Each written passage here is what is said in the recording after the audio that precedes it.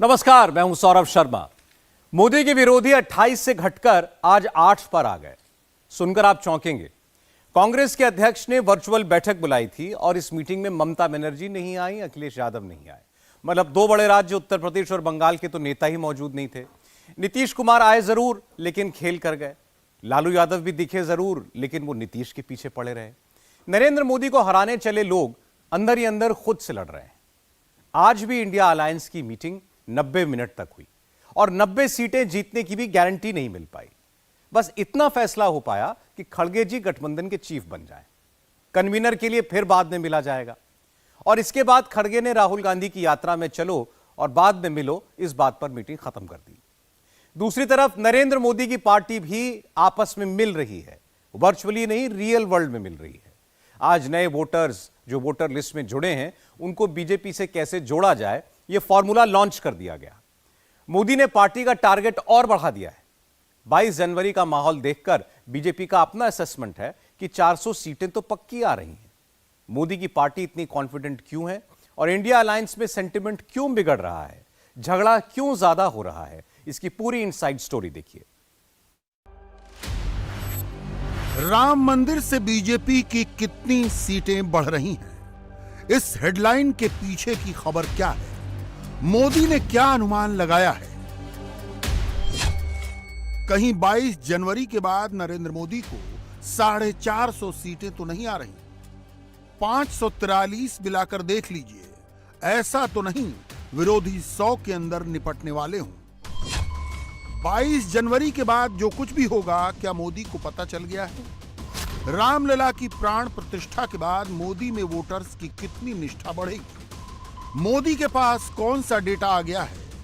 प्रभु राम के नाम कब कब बीजेपी के कितने % वोट बढ़े? राम मंदिर ने बीजेपी को वोटों का वरदान कैसे दिया?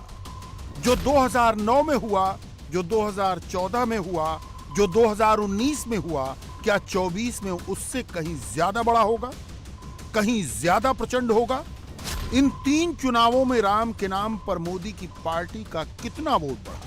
जब मोदी ने राम मंदिर के नाम पर आंदोलन शुरू किया तो 90 के दशक का पैटर्न 24 के लिए क्या हिंट दे रहा है? क्या वाकई मोदी का वोट बढ़ रहा है? वो कौन से राज्य हैं, कितनी लोकसभा सीटें हैं जहां राम मंदिर और रामलला की प्राण प्रतिष्ठा के बाद मोदी का ग्राफ अचानक से ऊपर उठ जाएगा?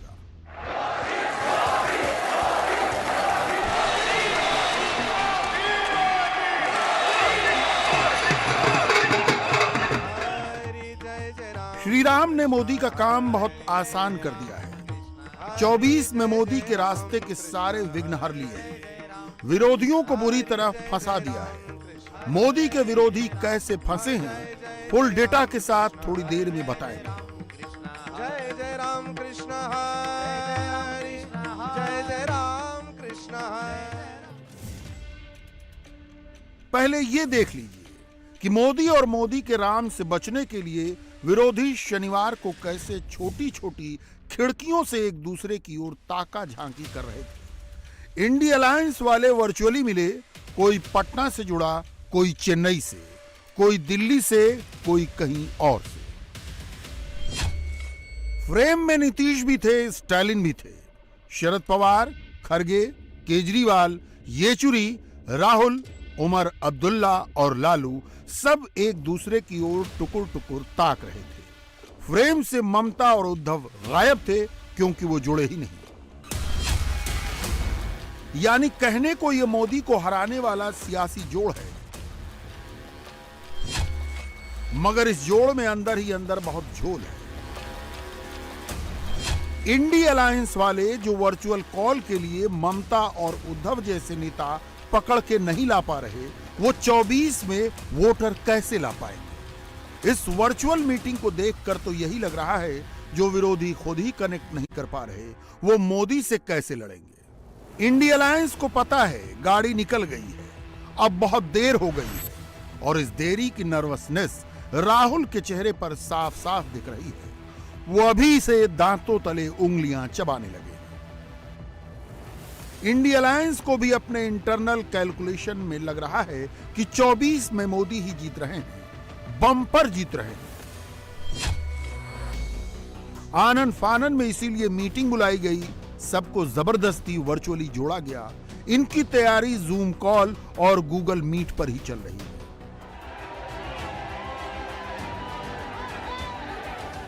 जबकि मोदी वर्चुअली नहीं, रियल में जीत की स्क्रिप्ट लिख रहे हैं।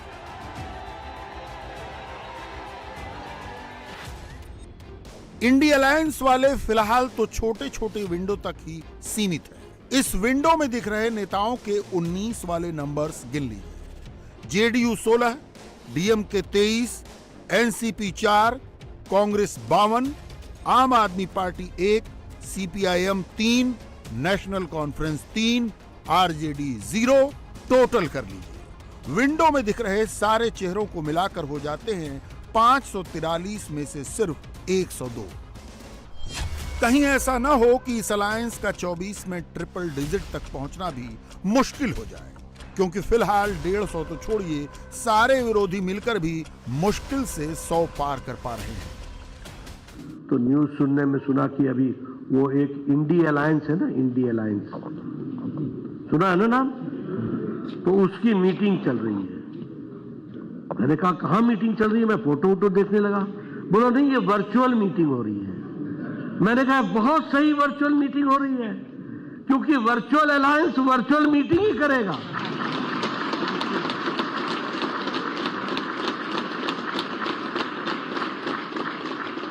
ये तो वर्चुअल अलायंस है, तो ये वर्चुअल मीटिंग करेगा, रस्म अदायगी करेगा, और क्या करेगा, और इससे ज्यादा ये क्या कर सकते हैं।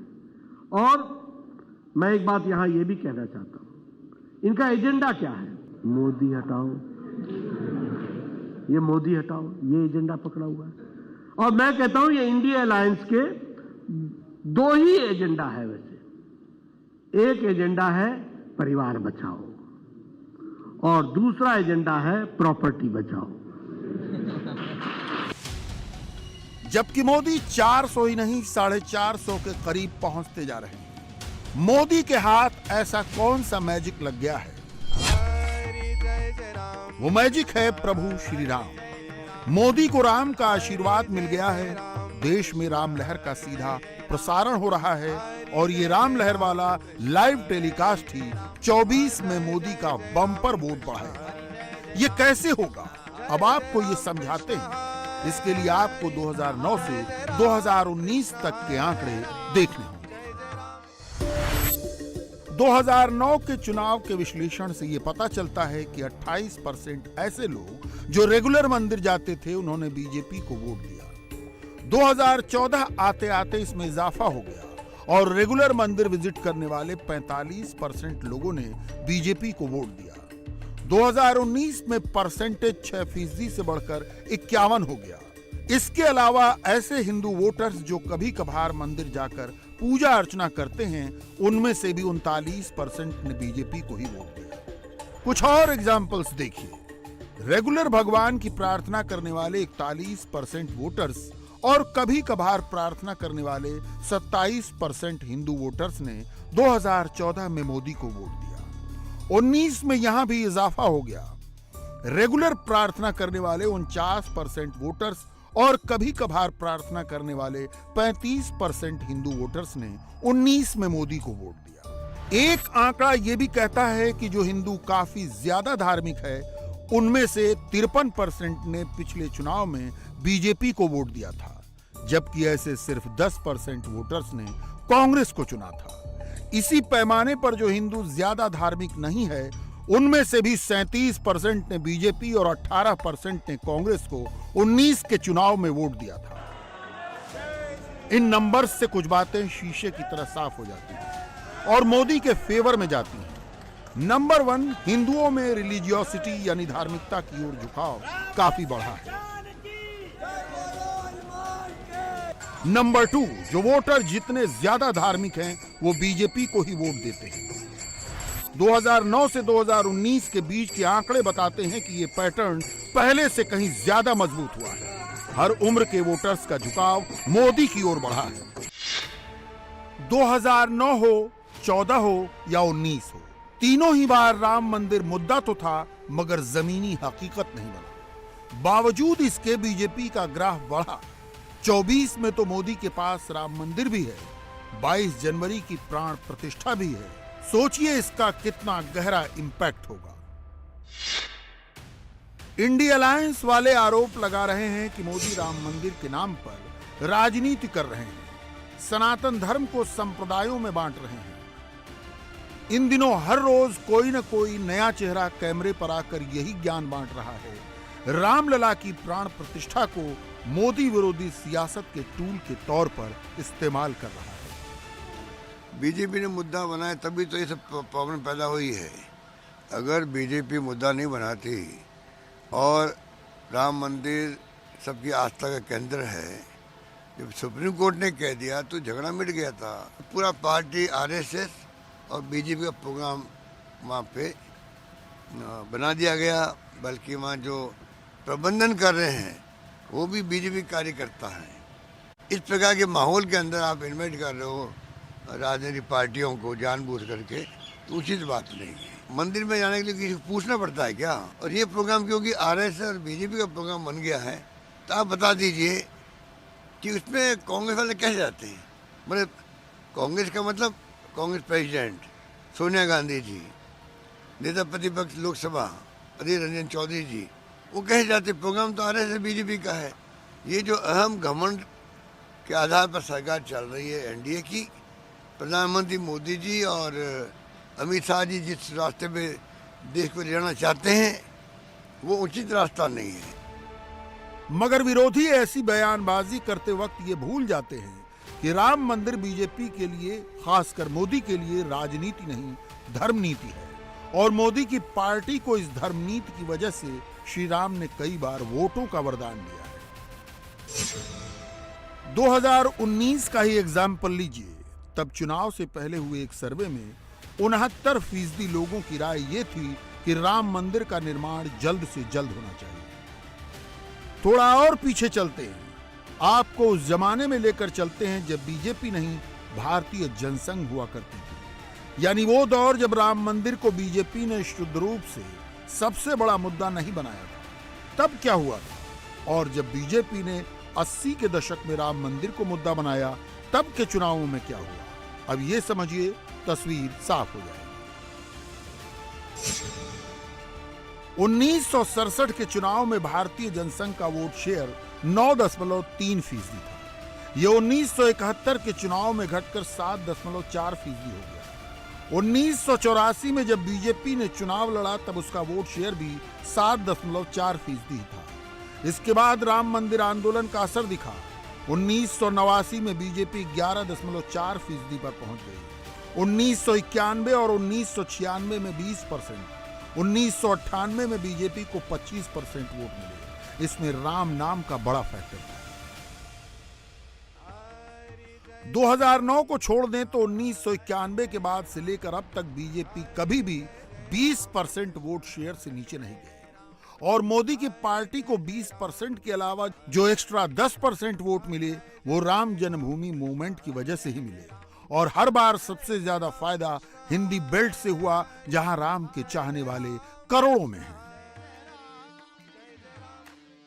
1989 और 1991 के बीच बीजेपी का वोट शेयर हिंदी बेल्ट में राम मंदिर की वजह से 10% बढ़ा।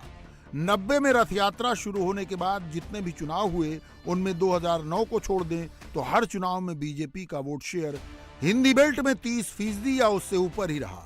मसलन 98 में हिंदी भाषी राज्यों में बीजेपी का जो वोट शेयर 35% के आसपास था, वो 2014 में 45% टच कर गया और 2019 में 50% के करीब पहुंच गया। इन आंकड़ों से यह पता चलता है कि करीब करीब हर चुनाव में राम मंदिर ने बीजेपी का इलेक्टोरल ग्राफ बढ़ाया है, वो भी उन सालों में जब राम मंदिर बन भी नहीं रहा था। मगर अब तो राम मंदिर भी बन रहा है, प्राण प्रतिष्ठा भी होने वाली है। ऐसे में आप अंदाजा लगा सकते हैं कि मोदी के लिए 450 का आंकड़ा टच करना कोई मुश्किल लक्ष्य नहीं है। विरोधी इसीलिए राम मंदिर को सियासत के चश्मे से जोड़कर देख रहे हैं।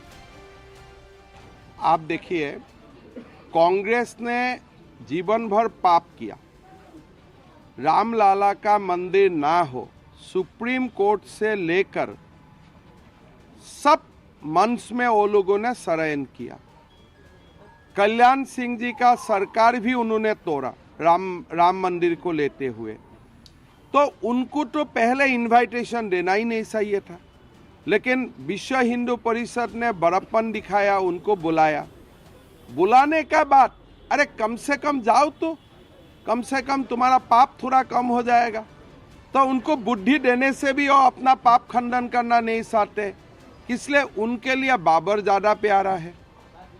तो ये वो एक कांग्रेस जो है वो बाबर का पास जाने के लिए उनको अच्छा लगता है, राम का पास आने के लिए उनको अच्छा नहीं लगता है। तो इसीलिए मैं तो यही मानता हूँ कि पापी थे, पापी ही रहेगा। आप कैसे मदद कर सकते?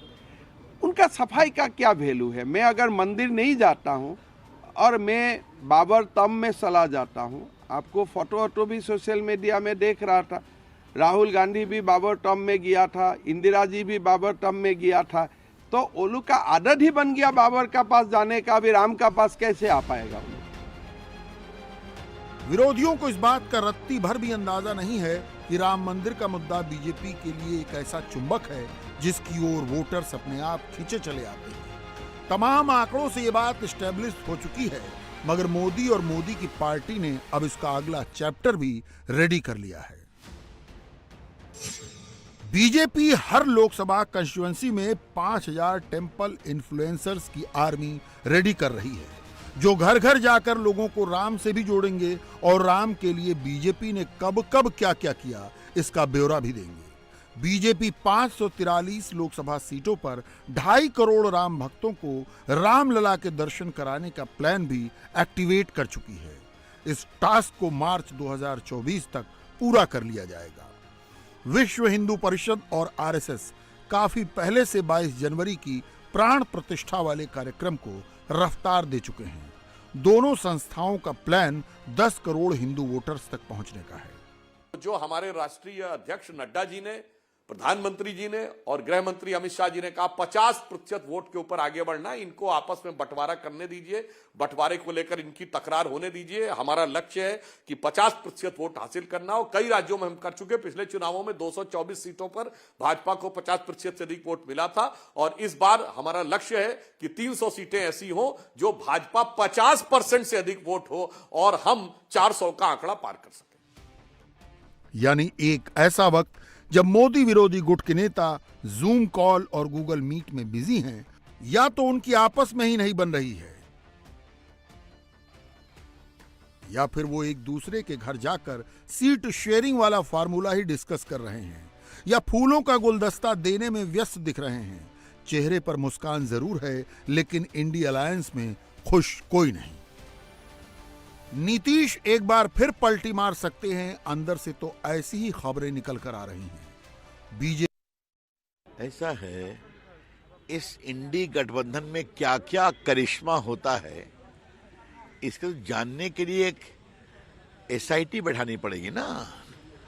कब कौन किसका नाम प्रस्तावित करता है, कब कौन किसके नाम पर विरोध करता है, कब कौन किसके नाम पर वीटो लगाता है, और कब कोई कहता है कि मैं इंटरेस्टेड नहीं हूं। तो इसलिए आप भी शोध करिए, हम लोग भी शोध करेंगे, समझने की कोशिश करेंगे। एक बात स्पष्ट है कि आज के बाद से इंडी गठबंधन के टूटने का पहला कील लग गया। हाँ, आप उनको इतना लेट से कह रहे हैं, वो कहते हैं मैं तो शुरू से कूद रहा था। तो जो उनको नहीं बताना चाहते थे खुल के बोल देते हैं। कभी कभी मुझे हंसी आती है कि एक ऐसा गठबंधन है, वैकेंसी है नहीं प्रकाश बाबू, कौन जीतने वाला है इसकी कोई गारंटी नहीं है, लेकिन उठापटक किस पर, संयोजक किसको बनाएंगे, तो कौन विरोध करेगा, तो कौन वीटो लगाएगा, तो कौन गिराएगा। तो अच्छा होता कि ये सब सरकार बनाने समय कुछ होता तो फिर भी बात समझ में आती। सरकार का दूर दूर तक पता नहीं है, और ये उठापटक। तो फिर मुझे एक वाक्य मुहावरा है ना, बड़े बेआबरू होकर तेरे कूचे से हम निकले। जबकि दूसरी ओर मोदी और मोदी की पार्टी सनातनियों को एकजुट कर चुकी है। किस राज्य से कितना वोट मिलेगा, कितनी सीट मिलेगी, सबका कैलकुलेशन अभी से कर चुके हैं। और इन सब के पीछे प्रभु श्री राम बहुत बड़ी वजह हैं, जिन्होंने 14 में भी मोदी को वोटों का वरदान दिया, 19 में भी आशीर्वाद दिया, अब 24 में भी मोदी को ही जीत का आशीर्वाद दे रहे हैं। 2024 की असली लड़ाई यूपी में है और सोचिए जहां हिंदुस्तान में सबसे ज्यादा 80 सीटें हैं, वहां का योद्धा इंडिया अलायंस की मीटिंग से ही गायब है। आज की मीटिंग देखकर 2024 की सेटिंग समझ में आ जाएगी। इंडिया अलायंस की मीटिंग हुई, उसमें अखिलेश नहीं आए, मायावती तो गठबंधन में है ही नहीं। कांग्रेस अखिलेश का हाथ छोड़कर मायावती से बात करने लगी है। आज की यूपी का हाल क्या होगा सबको मालूम है। जो बात कोई आपको नहीं बताएगा वो हम बताते हैं इस रिपोर्ट में। 2024 की राम लहर में क्या 14 की मोदी लहर का रिकॉर्ड टूटेगा? मोदी विरोधी मोर्चा क्या बीजेपी को 80 में 80 जीतने से रोक पाएगा? योगी और मोदी राम मंदिर उद्घाटन को भव्य, दिव्य और अलौकिक बनाने में जुटे हैं। अखिलेश, खरगे, राहुल, सोनिया और मायावती 24 की पहेली सुलझाने में लगे हैं। बीजेपी राम के जरिए घर घर जाकर 80% सनातनियों को जोड़ रही है, जबकि इंडिया अलायंस सीट बंटवारे के झगड़े में ही उलझा हुआ है। यूपी में राम लहर का क्या असर होगा? बीजेपी ने एक एक सीट पर सर्वे कर लिया है। मोदी विरोधी मोर्चा इसी बात पर उलझा है, गठबंधन में मायावती रहें या न रहें। यूपी में इंडिया अलायंस टूटेगा या पूरी ताकत से लड़ेगा, इसकी तस्वीर 15 जनवरी को मायावती के जन्मदिन पर साफ हो जाएगी। उसी दिन यह भी तय हो जाएगा कि मायावती गठबंधन का हिस्सा होंगी या नहीं। 15 को ही अखिलेश समाजवादी पार्टी की पहली लिस्ट जारी करना चाहते हैं। अखिलेश ने जो फॉर्मूला कांग्रेस के पास भेजा है, उसके मुताबिक यूपी में समाजवादी पार्टी 50 से 55 सीट पर चुनाव लड़ना चाहती है। कांग्रेस को 12 से 15 सीट देना चाहती है। कांग्रेस की स्टेट लीडरशिप 40 सीट मांग रही है। जाटलैंड में जयंत चौधरी की आरएलडी को 5 सीट पर अखिलेश लड़ाना चाहते हैं। इसके अलावा अखिलेश के फॉर्मूले में कई छोटे दल भी हैं, जिन्हें वो एक एक सीट पर चुनाव लड़ाना चाहते हैं।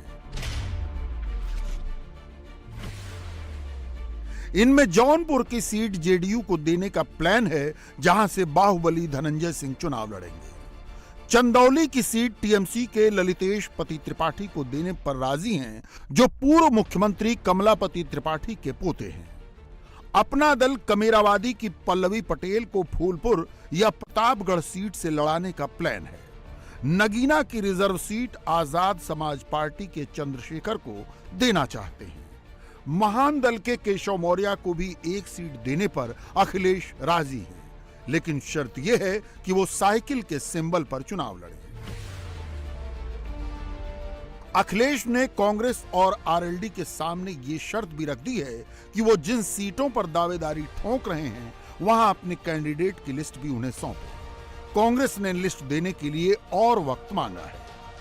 समाजवादी पार्टी के राष्ट्रीय प्रमुख महासचिव वहां जा रहे हैं, उनके साथ और भी साथी हैं। उनके पास पूरी जानकारी है कि 2019 का परिणाम क्या था, 2022 का परिणाम क्या था, और जो डेटा है वो उनके पास है। हमें उम्मीद है कि वहां पर चर्चा अच्छी होगी और फैसला भी जल्दी होगा। यूपी में इंडिया अलायंस का सीट शेयरिंग फॉर्मूला कहां उलझा है? कांग्रेस 2009 के आधार पर कम से कम 21 सीट मांग रही है।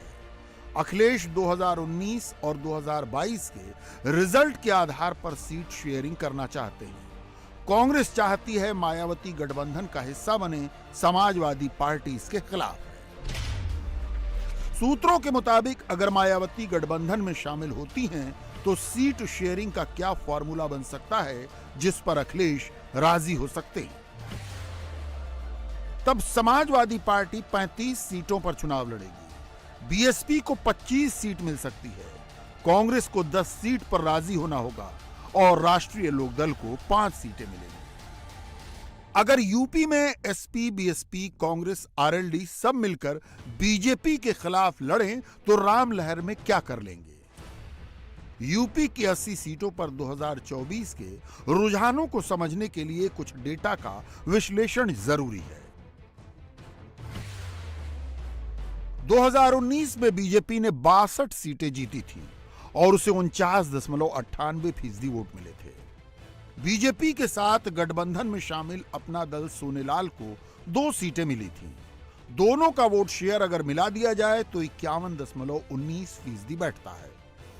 2019 में समाजवादी पार्टी को 5 सीट मिली थी और उनका वोट शेयर 18.11% था। सपा के साथ मिलकर चुनाव लड़ने वाली बीएसपी को 10 सीटें मिली थीं और उनका वोट शेयर 19.43% था। जयंत चौधरी के राष्ट्रीय लोकदल का खाता नहीं खुला, उन्हें 1.69% वोट मिले। 2019 में कांग्रेस को यूपी में 1 सीट मिली और 6.36% वोट मिले। अगर एसपी, बीएसपी, आरएलडी और कांग्रेस के वोट जोड़ दिए जाएं तो कुल 45.59% वोट बनते हैं। मतलब सभी विरोधी मिलकर भी मोदी से 5.6% कम वोट पाते हैं। 2019 में मोदी विरोधी मोर्चे ने यूपी में 16 सीटें जीती थीं। 2024 में सब मिल गए तो मोदी को कितने पर रोक लेंगे, इसे समझने के लिए एक और डेटा का विश्लेषण करते हैं। 2014 में बीजेपी ने यूपी में 71 सीटें जीती थीं, उसे 42.30% वोट मिले। समाजवादी पार्टी ने 5 सीटें जीती और उसे 22.20% वोट मिले। बीएसपी का खाता नहीं खुला, उसे 19.60% वोट मिले। कांग्रेस ने 2 सीटें जीती, उसे 10.75% वोट मिले। मतलब तीनों को मिलाकर 52.55% वोट मिले थे, जो बीजेपी से करीब 10.25% ज्यादा है। 2019 और 2014 के डेटा का विश्लेषण करने के बाद यूपी की जो तस्वीर उभरती है उसमें मोदी विरोधी मोर्चा 15 से 16 सीट जीत सकता है। अगर सीट शेयरिंग फॉर्मूला फेल हुआ और सब अलग अलग लड़े तो मुश्किल से 5 से 7 सीटें जीत सकते हैं। बोलो सियावर रामचंद्र की। तो फिर बीजेपी कैसे दावा कर रही है 2024 में यूपी का स्कोर कार्ड 80-0 होगा? इसके लिए 2019 और 2014 के डेटा को और गहराई से समझने की जरूरत है। 2014 में बीजेपी को 42.30% वोट मिले। 2019 में बीजेपी को 49.98% वोट मिले। मतलब 5 साल में जंप 7.68% का हुआ, जबकि 2014 में एसपी को 22.20% वोट मिले। 2019 में अखिलेश को 18.11%, 5 साल में घाटा 4.9% का रहा। बीएसपी को 2014 में 19.60% वोट मिले, जबकि 2019 में 19.43% के करीब वोट मिले। कांग्रेस को 2014 में 10.75% वोट मिले, जबकि 2019 में 6.36% वोट मिले। मतलब 4.39% की गिरावट। 2014 की मोदी लहर के बाद यूपी में विरोधियों के वोट शेयर में गिरावट का ट्रेंड बना हुआ है, जबकि बीजेपी के वोट शेयर में 7% का जंप आया है। 14 के बाद 19 में मोदी के पास राम मंदिर के उद्घाटन जैसा कोई बड़ा मुद्दा नहीं था। लिहाजा बीजेपी अनुमान लगा रही है कि इस बार यूपी में उसके वोट शेयर में 7 से 10% का उछाल हो सकता है। मतलब 57 से 60% वोट बीजेपी को यूपी में मिल सकते हैं। अगर ऐसा हुआ तो 2024 में 80-0 का रिकॉर्ड बनना असंभव नहीं है। इसीलिए योगी बार बार सनातनियों को एकजुट रहने के लिए आगाह करते हैं। 14 और 19 में सनातनी एकजुट हुए तो क्या हुआ? राम मंदिर मिला, काशी विश्वनाथ कॉरिडोर मिला। 24 में एकजुट होंगे तो क्या हो सकता है? मथुरा में कृष्णलला की आजादी का मार्ग भी प्रशस्त होना तय है। 24 में योगी सनातन मार्ग से विरोधियों को उसी तरह मसल देंगे जैसे 7 साल में बड़े बड़े माफिया को मसला है। नेता भाइयों बहनों, गोरखपुर की स्थिति क्या हो गई थी? हमारी पहचान किस रूप में थी? बाहर जाते थे, लोग सशंकित नजरों से देखते थे। कोई यहां भूल से आ गया तो दिन में तो माफिया परेशान करते थे, रात्रि को मच्छर परेशान करते थे, और जो बच गए तो इंसेफ्लाइटिस उसका पीछा नहीं छोड़ती थी। आज देखिए, माफिया भी समाप्त, मच्छर भी समाप्ति की ओर है और इंसेफ्लाइटिस का उन्मूलन हो चुका है।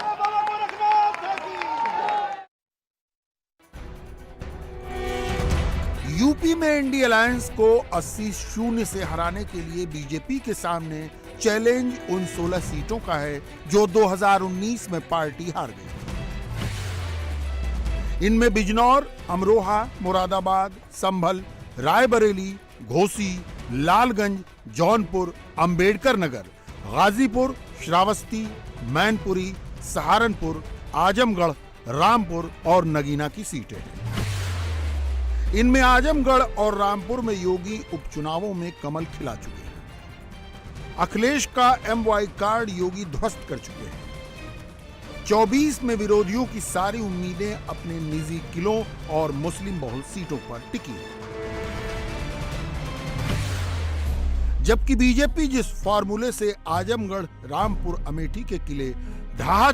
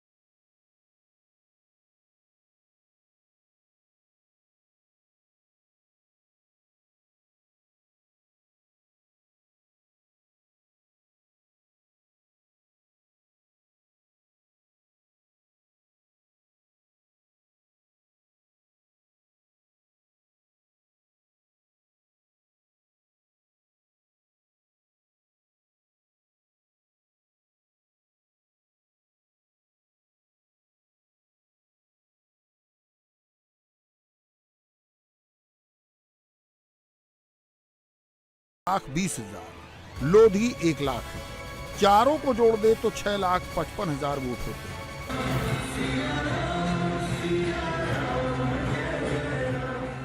राम लहर में अगर बीजेपी गैर MY वोट को कंसोलिडेट कर लेती है तो मैनपुरी में बड़ा उलटफेर देखने को मिल सकता है। दूसरा, अगर विरोधियों के बीच गठबंधन नहीं हुआ तो मैनपुरी में अखिलेश का मुस्लिम वोट भी खिसक सकता है। इसी डर से अखिलेश बीजेपी पर बांटने की राजनीति करने का आरोप लगाते हैं। आज के माहौल में